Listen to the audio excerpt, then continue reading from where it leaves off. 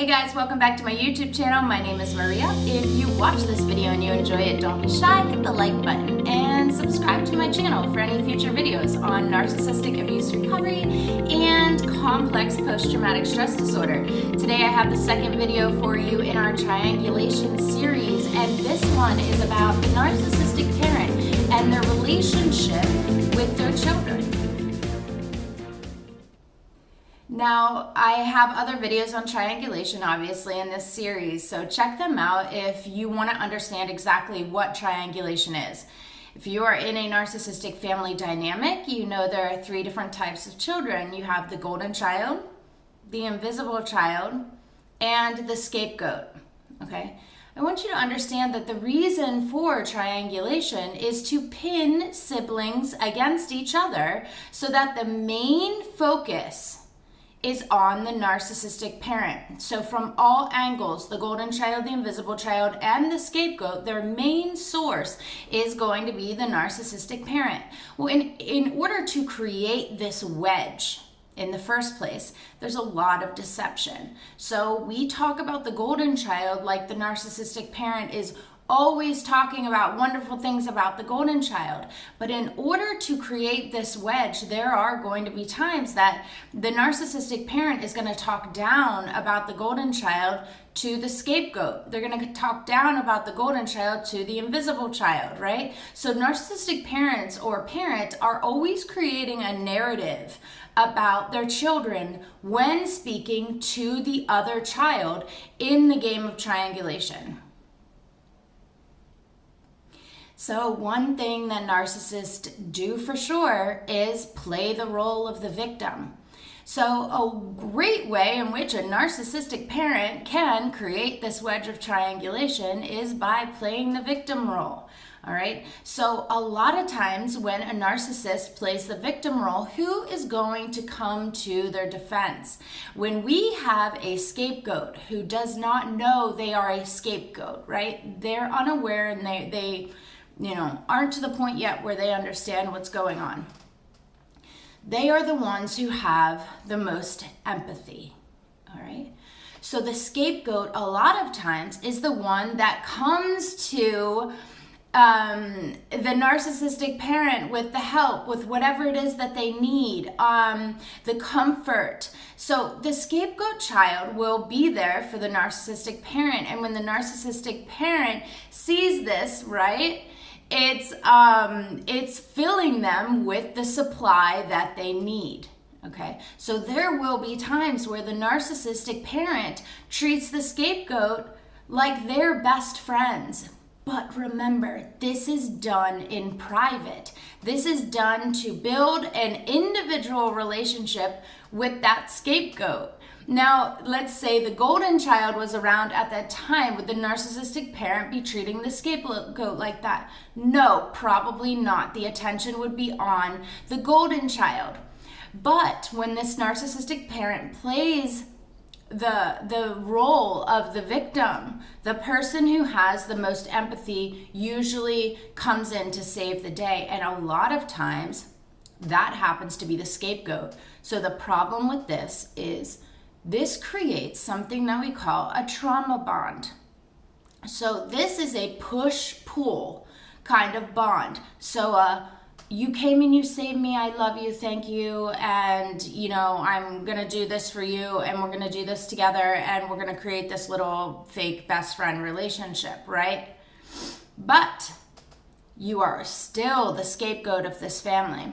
So I will still leave you out of things. I will still talk down about you to the other siblings. I will still create this wedge between you, the golden child, and the invisible child. So it creates this, I think this is my best friend, but they don't really treat me right, but I'm not understanding what's going on when my other siblings are around. They act different, but you still want the parent to love you. So for a scapegoat who does not know what's going on, this goes on for years and starts in childhood. So because children aren't aware of this, obviously, this creates a trauma bond. And this is something that causes a lot of issues with a scapegoat later on in life, as they create these, they mimic these push-pull relationships in their love relationships as well, because they think this is normal treatment. To a scapegoat, this is love. So when they find someone else who love bombs them in the beginning of the relationship, and it feels so good, and they feel protected, and they feel loved, and they feel secure, and then that is taken away from them, and then they are love bombed again, and then it is taken away from them, it creates that same trauma bond, and it's normal to them. And that's why a lot of scapegoats get into narcissistic relationships as they get older. So when we talk about the golden child, a lot of times a child who is a golden child turns into a narcissist who is an adult. So this causes double trouble in a family of triangulation, because now when the golden child is the narcissist and the narcissistic parent is the narcissist, the abuse becomes normal. This is now normalized. So whatever abuse the golden child gives to their own family, whether it be their siblings, or to their own children, or to their spouse, is covered by the narcissistic parent. It's normal. It's fine. I'm still on the side of the golden child. Okay, so that's the narcissistic parent is still on the side of the golden child no matter what, because the narcissistic parent, right, is also emotionally abusive. So this is just another person in their corner. So now the abuse is not just, I'm not just not protected by my parent, but now I can be abused by a sibling, or a sibling can abuse their children, and they are protected by the narcissistic parent. Okay, so this creates protection for the golden child, but no protection for anyone else in the family, all right? And this again creates this sense of abuse is normal. This is an everyday type thing. So what ends up happening to the other people, like later on in their life? Well, just like before, the scapegoat or the invisible child, or most times the scapegoat, can get into love relationships where love bombing is right front and center in this relationship, and there's this false sense of protection right away, this overwhelming love and protection at the beginning of a relationship.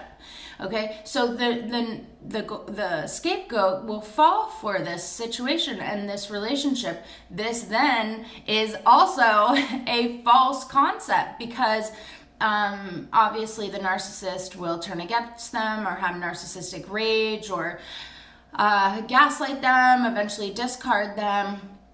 And it will look a lot like the relationship that they had in their family. Again, they will not be protected. This eventually leads to what a lot of scapegoats have, which is a fear of abandonment, or a core wound of abandonment, because not only is their parent not protecting them and abandoning them in that way, but their siblings are also abandoning them.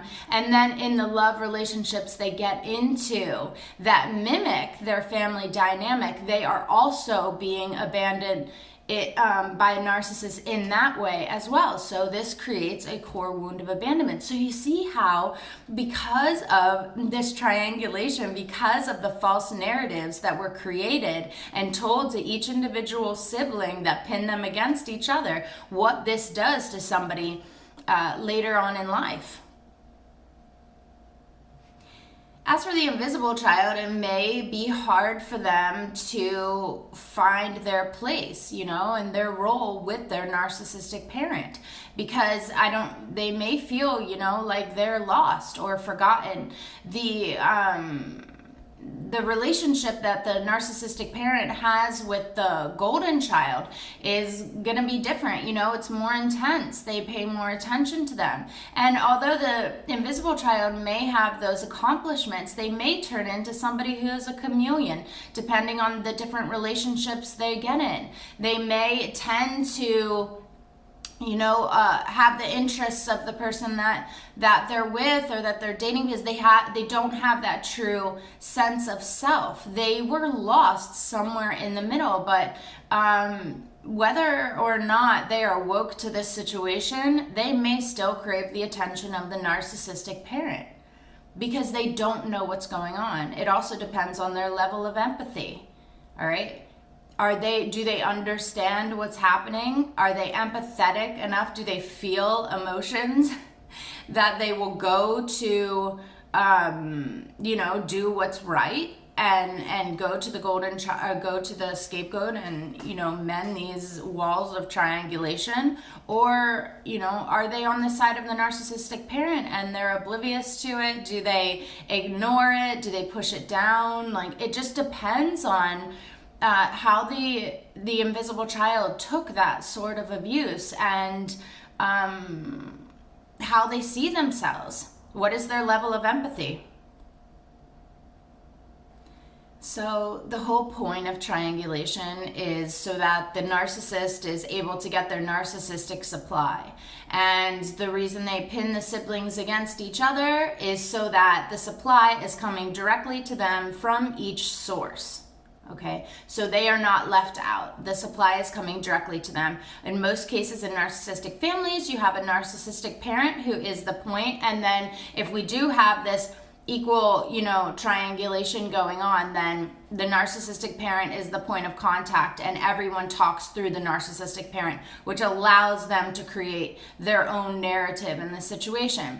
So it all comes down to this narcissistic supply in the end. So what are these relationships? Like, what does this mean about the relationships between the parent and the siblings? Well, it depends on how you make the parent feel. That's the relationship. The parent isn't looking at their children like, you are an individual, I am so proud of you. It's, the things that you've accomplished in your life. It's how you make them look.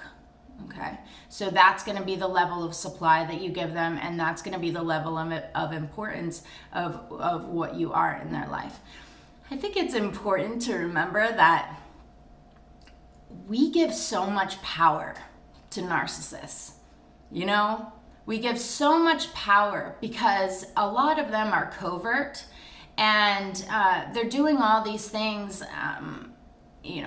sweeping things under the rug. They're doing these things where we don't even know this is abuse. We don't know this is emotional abuse until years later when we may decide to get therapy or start researching on YouTube and looking at videos and being like, wow, this is my life. Like, this is exactly how I feel. Or our core wounds of abandonment or shame may come up in another point of our life. Or maybe we get into narcissistic relationships over and over and we're like, why do we get into these relationships?